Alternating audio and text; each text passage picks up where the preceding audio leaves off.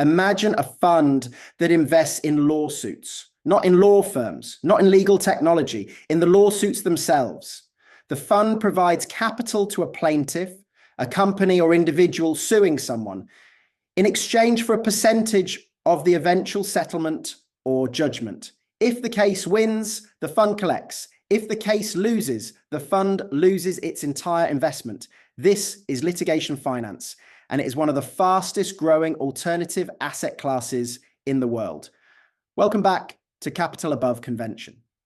Today we're covering an asset class that most people have never heard of, that generates returns uncorrelated to any financial market on earth, and that the world's most sophisticated hedge funds and institutional investors have been quietly building positions in for over a decade. The concept is straightforward. Litigation is expensive. A company with a valid legal claim against a larger, better resourced opponent often cannot afford to pursue it. The cost of discovery, expert witnesses, trial preparation, and appeals can run into the tens of millions of dollars, costs that can take years to recover, even in a successful outcome. For smaller claimants, this creates an enormous access to justice problem. For investors, it creates an opportunity. A litigation finance fund steps in and provides the capital to prosecute the case. In exchange, it receives a contractual right to a portion of the proceeds, typically between 20 and 40% of the recovery, or a multiple of the invested capital, whichever is greater. The claimant gets the resources to fight. The funder gets an asymmetric return profile tied to the outcome of the litigation. The global litigation finance market is estimated at somewhere between $15 and $20 billion in deployed capital, with annual growth rates exceeding 20%. The major players include Burford Capital, the largest publicly listed litigation funder globally, alongside Omni Bridgeway, Longford Capital, and a growing number of specialist funds backed by institutional capital from pension funds, endowments, and sovereign wealth funds. Why do sophisticated investors find litigation finance attractive? There are four core reasons. The first is absolute return potential. Successful litigation finance investments can return 3 to 10 times the invested capital. When Burford Capital funded a series of claims against Argentina related to the expropriation of YPF, the eventual settlement generated returns that made it one of the most profitable single investments in the history of alternative finance. These are not market-linked returns. They are contractual returns tied to legal outcomes. The second reason is zero correlation. The outcome of a patent infringement case has nothing to do with the performance of the S&P 500. A commercial arbitration in Singapore is not affected by Federal Reserve policy. A fraud claim against a pharmaceutical company does not care about inflation data. Litigation finance returns are driven entirely by the merits of the underlying legal claim and the skill of the legal team prosecuting it, making this one of the few genuinely uncorrelated asset classes available to institutional investors. The third reason is the structural advantage of the funder.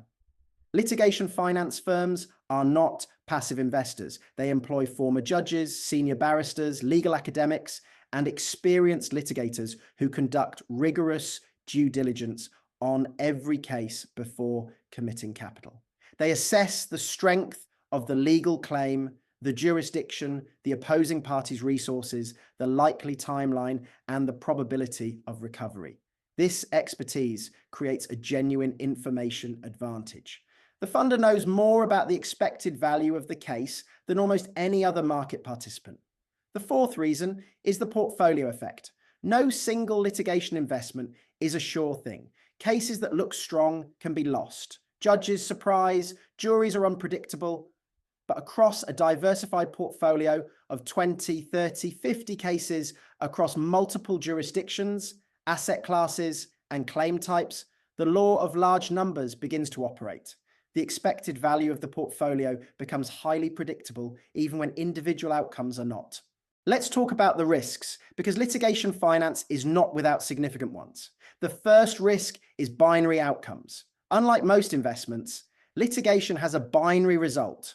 You win or you lose. If you lose, you typically recover nothing.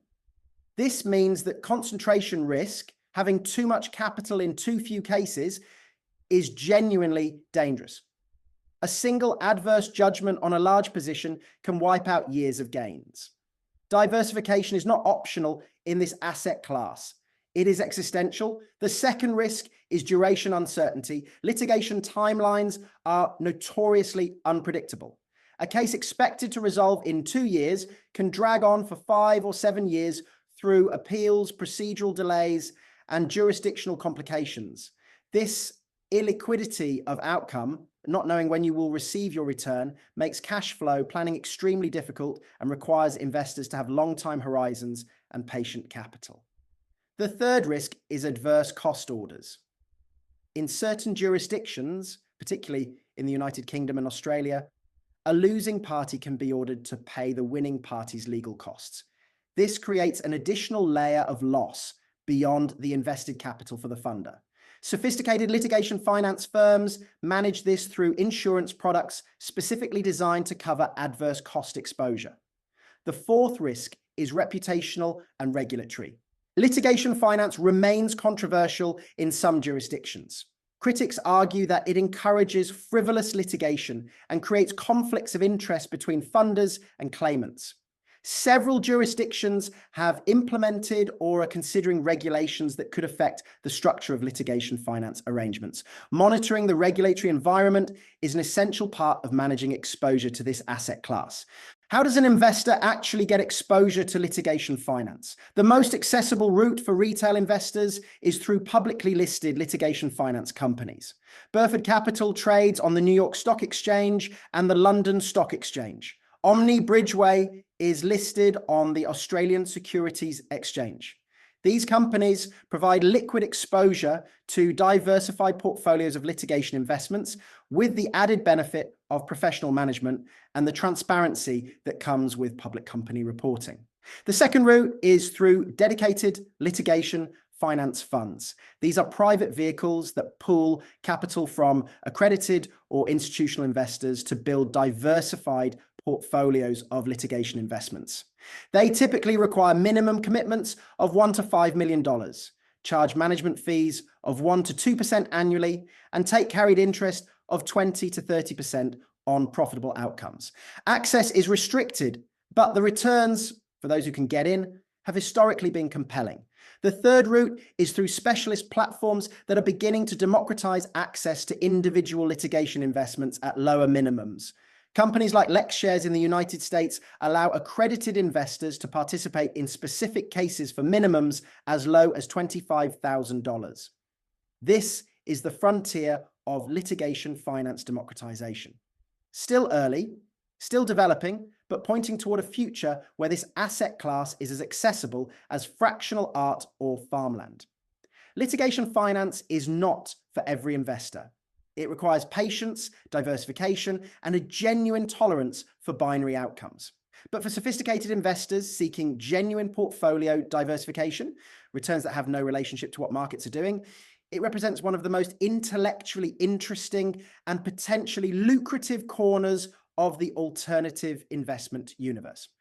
Subscribe to Capital Above Convention for weekly deep dives into the assets, structures, and strategies that the world's most sophisticated investors use to build and protect wealth. And I'll see you in the next one.